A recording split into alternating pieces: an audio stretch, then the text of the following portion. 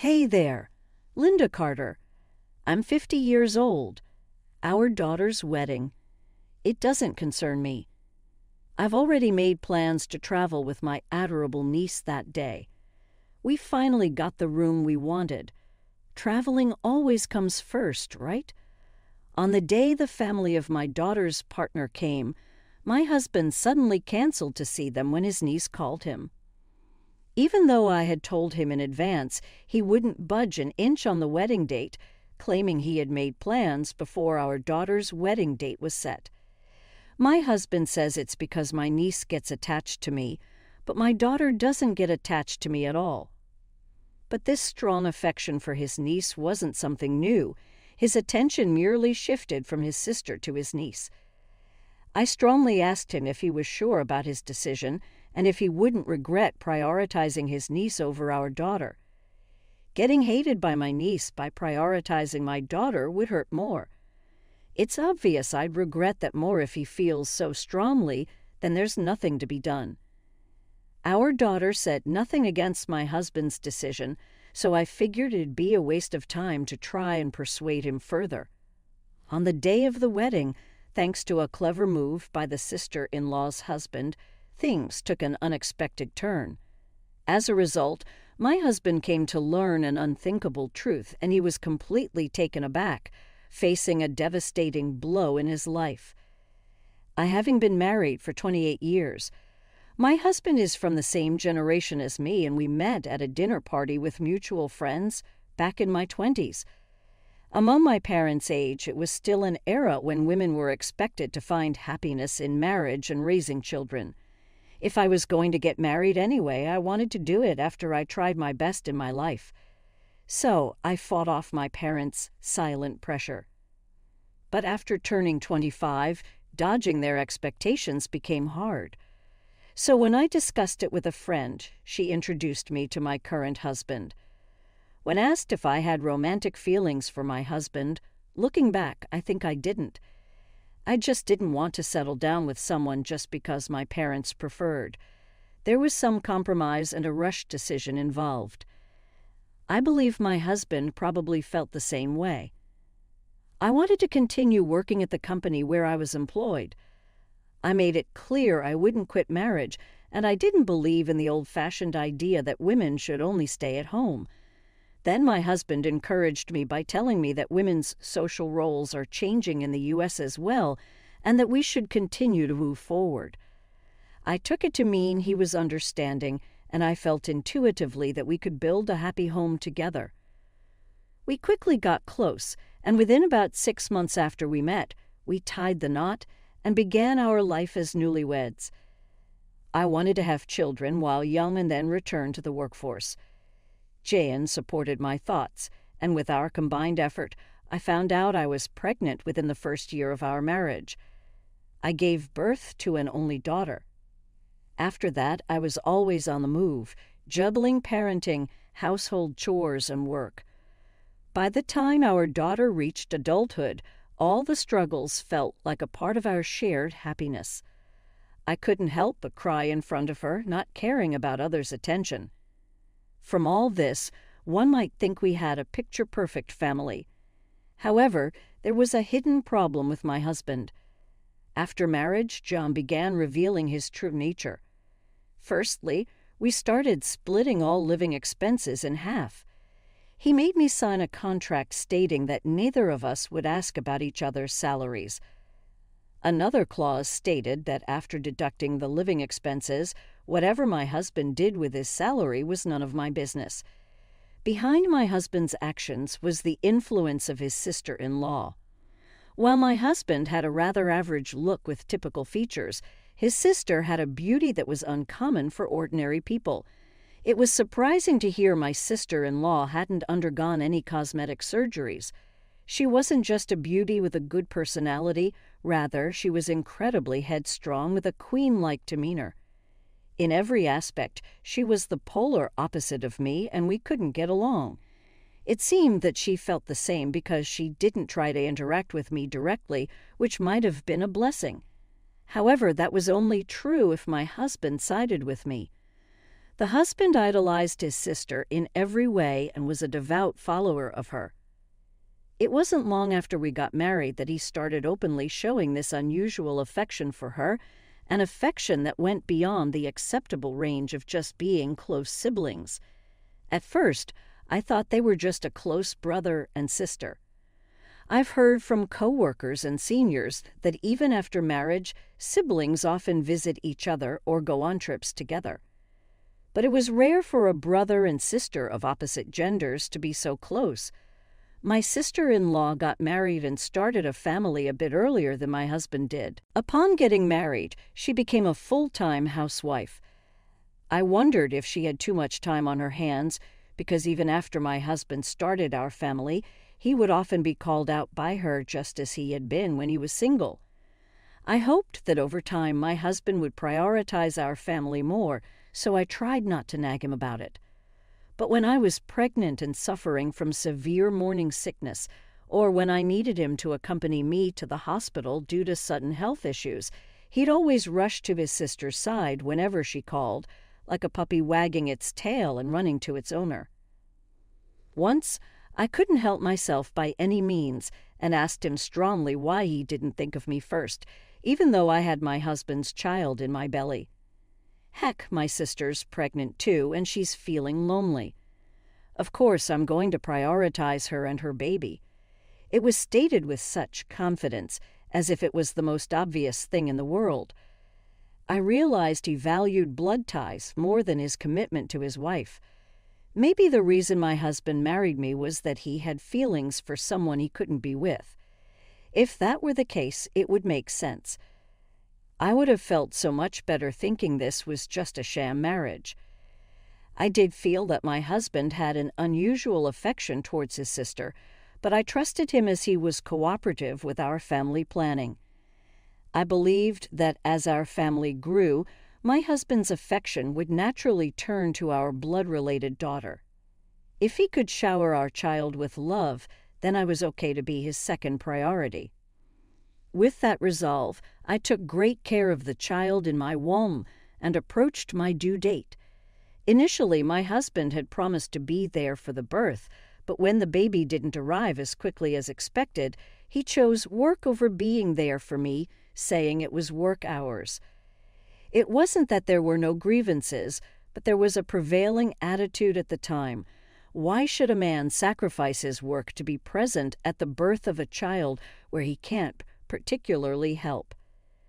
I thought it wasn't better to go with the flow if my husband was to continue working at his current job, but I braced myself for the challenging solo childbirth nevertheless. Hearing my baby's first cry was pure joy, wiping away all my worries.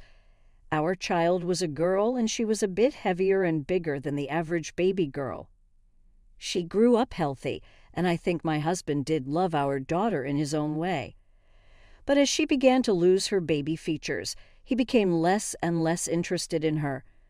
My sister-in-law and her husband also had a daughter, and she was born the same year as my child. Their daughter, our niece, grew up to be a spitting image of her mother. In her younger years, a true beauty. My husband started spending more time with his sister and our niece, pretty much ignoring our daughter. I came to play both the mother and father roles. I was gentle like a mother, but also strict like a father, raising our daughter. At my daughter's elementary school sports day, while other fathers participated in events to support and cheer on their children, I had to struggle for my daughter. Meanwhile, my husband's involvement with our niece, who looked just like her mother, grew. Not only did our niece resemble her mother in appearance, but their personalities were strikingly similar as well. She's headstrong and a tad arrogant, acting as though the world revolves around her. My sister-in-law's husband is a very sincere person, but he has become a yes man who can't say anything to his wife or daughter. He worked tirelessly outside, acting merely as a money provider for his queen-like sister-in-law. Even though he was working hard to pay off their mortgage, he seemed to have no place in their home. My sister-in-law often bragged, "My husband is just an ATM to me." This comment always made the relatives cringe when we gathered for family events. As time went on, our daughter understood her father's nature and started to disregard him. She began treating her father as if he was non-existent. As she entered her typical teenage years, my husband, taking advantage of being neglected by his daughter, increasingly answered his sister's beck and call. He started struggling more and more to meet her often unreasonable demands. Our household felt like a three-legged race just between my daughter and me. When my daughter reached high school and began working part-time, the agreement of splitting the living expenses between my husband and me broke. If our daughter's working, I only have to contribute a third of the expenses, right? He claimed unilaterally, amending our agreement with 2/3 of his salary now free for him to use. He became even more subservient to his sister, wanting not to burden me. Our daughter chose not to attend private schools for both high school and college and covered her expenses from her part-time earnings. I graciously accepted her contributions and started saving them for her future wedding. Thus, our daughter grew up, graduated from college, and secured a decent job. Even then, our daughter continued to give a portion of her salary to the household. I accepted it as a gesture of her love and continued to save it for her future wedding. About 3 years into her job, my daughter confided in me that she'd met someone she wanted to marry. She wanted both my husband and me to meet him at a time convenient for us. Due to my husband's excessive obsession with his sister, our family dynamic wasn't exactly the norm. I had considered the possibility that my daughter might become disillusioned with married life and choose to remain single forever. So knowing she had found someone she was serious about marrying brought me immense relief. At the same time, I was very happy. I was overjoyed that my daughter wanted to marry out of her own will and not due to societal pressures. More than anything, I sincerely hoped for my daughter's future to be filled with even greater happiness. However, my husband seemed more indifferent than calm. He seemed to listen to our daughter's story, nodding when she said she had someone she wanted to marry and that she wanted us to meet him. He wasn't saying he wouldn't meet him, but he stated he couldn't commit to a meeting and left the table. He said we could choose a date for him, and if he had nothing on that day, he'd show up. His attitude was rather careless as expected. Despite our best efforts to schedule a meetup with my daughter's potential spouse well in advance, on the morning of the scheduled meeting, my husband was called out by our niece and left. I had asked him to possibly reschedule, but he said he couldn't make his beloved niece wait and went on his way. He had told our daughter to marry whomever she liked and that he wouldn't object. In fact, the day for the gathering with my daughter's potential spouse was scheduled well in advance, and it was arranged that the guy's parents would be joining as well. Later on, when I found out that his parents would also be present and informed my husband, he said he understood. He couldn't claim he wasn't aware they'd be coming. Unable to keep my husband around, I greeted my daughter's fiancé and his parents and simultaneously regretted my husband's absence. I didn't know how to explain it to them. It was too rude to admit that he knew and still backed out at the last minute. So I fudged the truth, but anyone sharp would likely sense that there's some hidden issue in our household. The entire situation had me on pins and needles, fearing my daughter's engagement might fall apart. However, both my daughter's fiancé and his parents were incredibly understanding, saying that everyone has some family matters. They'd rather not share. Deep down, no one wishes to be associated with a family with baggage. As time went on, I worried that emerging issues might put my daughter at a disadvantage. While I felt saved by the magnanimity of the fiancé's parents, I was restless, fearing some kind of backlash. Then my daughter revealed a certain truth to me. I see if that's the case, maybe we can somehow address my husband's erratic behavior.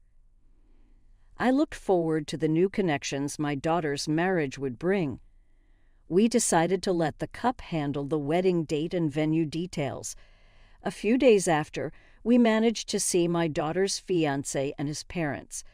My daughter informed us of the wedding date and venue.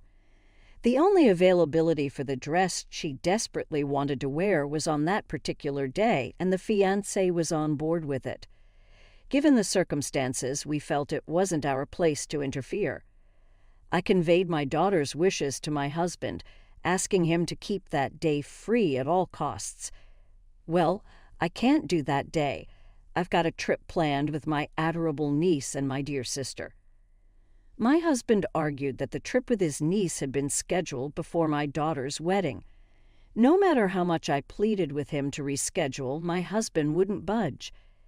Actually, I hadn't been this persistent even when he bailed from being present for our daughter's birth. Since marrying my husband, I've never pushed this hard for something. Yet, despite my pleas, my husband kept saying I was being persistent and showed no intention of changing his plans. You're really not going to change your plans, huh? You're the one being stubborn. When I say I won't, absolute. Just remember you said that. Don't regret it later. Regret? I won't. I'd regret it more if I changed my plans. Since my husband had said that was bad enough, I decided not to bring up the matter any further. Then, on the day of our daughter's wedding, my husband, humming, left the house, dragging a large suitcase behind him. I was headed to the ceremony venue with my daughter, busy getting her ready in the bride's waiting room. That's when my sister-in-law's husband appeared. From the time I first met him and his wife, he was always somewhat in the background, but today he was particularly noticeable. That's because he had forcibly brought my sister-in-law, niece, and husband with him. He literally dragged both my sister-in-law and my husband by their arms, with my niece chasing after them, asking, "Where are you taking Mommy?" When my sister-in-law's husband approached my daughter and me, he explained the situation. My sister-in-law's husband had originally planned and prepared to attend my daughter's wedding. My sister-in-law and my niece had said they couldn't change their travel plans and wouldn't be attending. So he had understood. This morning, while my sister-in-law's husband was preparing to attend the wedding and my sister-in-law and my niece were reconfirming their travel plans, my husband showed up all excited to pick up his sister and niece. When he found out that the bride's father, my husband, was ditching his own daughter's wedding to go on a trip with his sister and niece, he was livid. Usually quiet and almost invisible like an ATM, when my sister-in-law's husband exploded in anger, it seemed my niece, sister-in-law, and husband were all taken aback. Right then and there, my sister-in-law's husband canceled their travel plans. Now that the three of them had their schedules wide open, there was no excuse to miss the wedding, especially after getting an earful from him. My sister-in-law's husband heatedly said things like, "There's no way you can skip your daughter's big day. Act like a real father for your daughter's sake." He also asked his wife why she hadn't curbed her younger brother's behavior or reprimanded her daughter's whims. It was as if the feelings he had been holding back, just like air, had exploded in anger. In truth, it should have been me addressing my husband about all these things. Maybe deep down, I had given up on the idea that he'd ever listen, so I just silently watched my giddy husband's self-behavior, resulting in my sister-in-law's husband dragging them to the venue. I can't tell how my daughter feels about her father prioritizing his niece over her. Despite him flaking on our first family gathering and possibly skipping her wedding day, she's always just brushed it off without a word. Maybe she thinks expecting anything from her father is just a waste of time. I couldn't begin to guess what she was feeling right now, seeing all this unfold before her eyes. But if my daughter says it bothers her, I'd have the courage to kick both my husband and my sister-in-law out of the venue. I too want to do something motherly for my daughter on her big day. I want to do something for her.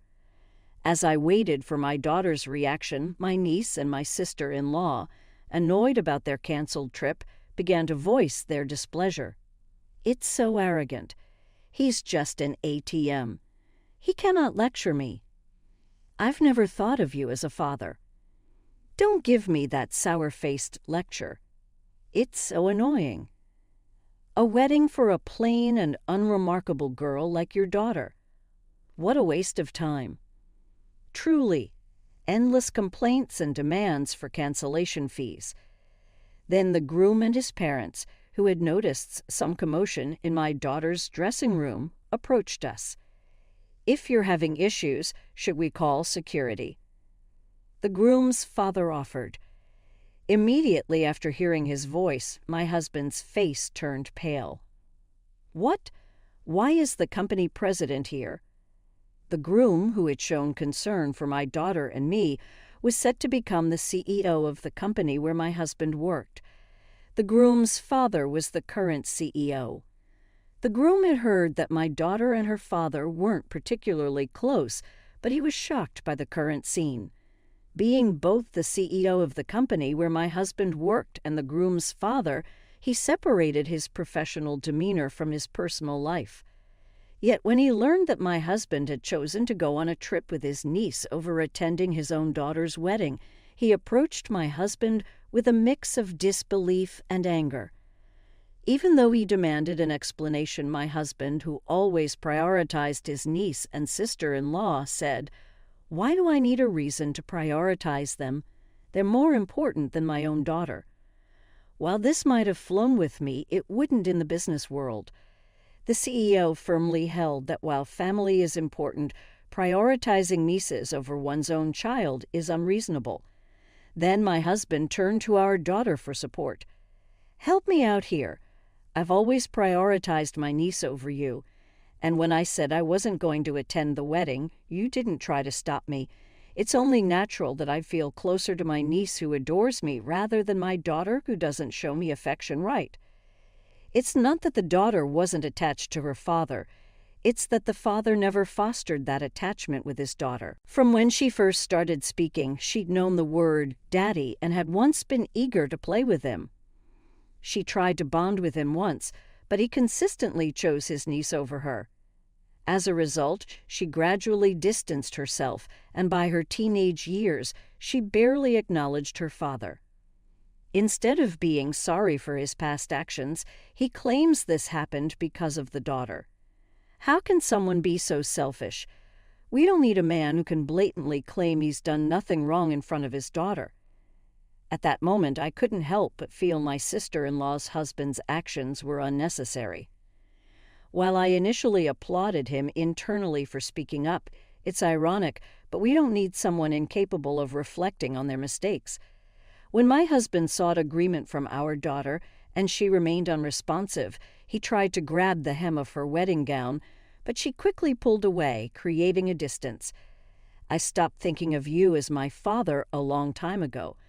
But still, half of your blood flows inside me. It's disgusting. But my partner told me that I was a precious one. That's why I tried my best to think that it would be okay if I were to face my father. But now I can't do it anymore. Don't show yourself in front of us again. Our daughter clearly declared her estrangement. Once my daughter has her own family and truly stands on her own, there's no reason for me to endure this situation. He is the worst kind of man who even on his daughter's special day blames her to justify himself. You know, I also wanted to tell you something. I'm getting a divorce. In retrospect, I could have raised my daughter without any troubles on my own salary. I shouldn't have worried about society's perception that children might feel pitiable without both parents, or that they might not grow up properly in a single-parent home. All that should have mattered was the happiness and well-being of my daughter. Maybe up until now, I unconsciously cared too much about what others would think, just like my parents did. The commotion spread among the other guests, and soon security was called. Eventually, my husband, his sister, and his niece were kicked out of the wedding venue.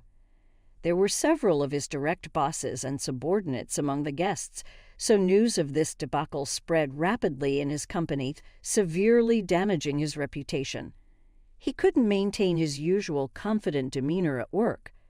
Having been told we were divorcing and no longer feeling welcome at home, my husband sought refuge in his sister's home where his precious niece lived.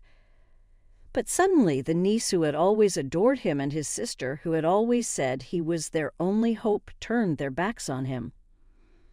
"What do you have left once the only thing you had going for you, your money, is gone? I'm not interested in a man without money. I really misjudged you. I thought you had a dull wife and had trained her well, but you're turning the tables on me. A man without money is worthless, isn't he? Just disappear." Until now, my husband had constantly belittled my brother-in-law, treating him like a mere ATM, only to finally realize that he was treated the same way. Then, like flipping a hand, my heartbroken husband tried to cozy up to me again. "All that truly matters is you and our daughter who shares my blood." He pleaded with me to reconsider the divorce, promising to change his ways. But my mind was made up. He never listened to my requests before, so why should I, who have put up with so much, have to listen to him now? I was ready to move out, already having secured a new place. Ignoring his desperate pleas, I left the house. His whining echoed behind me until the door slammed shut, but I never looked back. The moment I stepped out of the property, I felt an overwhelming sense of liberation from a long bond of marriage. Shortly after our divorce was finalized, surprisingly smoothly, my ex-husband, disgusted with everything, seemed to want to wrap things up quickly. While it worked out well for me, my ex-husband, who acted on impulse, faced challenges down the road. For my part, I started living freely on my own and found great joy in working hard without having to worry about household chores. The major problem waiting for my ex-husband was the mortgage. When we first took out the mortgage, we both had jobs, and that was considered when determining the repayment term. I think with his current salary, he could just about manage to live alone. But there had been ongoing issues at his workplace regarding his arrogant attitude toward his subordinates.